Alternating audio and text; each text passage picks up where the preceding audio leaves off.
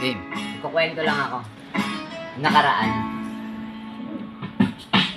Yung nakaraan na bang ako'y papauwi, may babaeng sumitsid sa akin at nakangiti. Nung aking binalikan, dala ko ang sasakyan. Oops, hindi tutikot at maganda lang pakinggan. Motor pa lang aking gamit, nakyutan na siya sabit. Paano daw kasi yung kulay pink na maliit? Teka muna ate wait, tinanong ko siya ulit. At hindi na sumagot, pilit lang siyang nangungulit. Sumakay na lang bigla at hindi ko inaasahan. Bigla ko sinabihan, dalin mo ko sa aliwan. At ako naman sige kahit di ko pa kilala. Medyo uhaw din ako kaya sinamahan ko na. At hindi nagkalaunan, bigla na lang siyang nag-open. Habang umiiyak, kinukwentuhan sa loobin. At ako naman this boy, so yan na nakikinig. Habang ako'y nag-iisip, sana okay lang to say. Hinawakan ng kamay ko at biglang nagpasalamat. Salamat sa gabi at sa'yo ko lang to nahanap. Salamat binigyan mo pa ako ng konting oras. At salamat na wala ang sakit ng mga lumipas. At kung magkataon na muli daw kami magkita,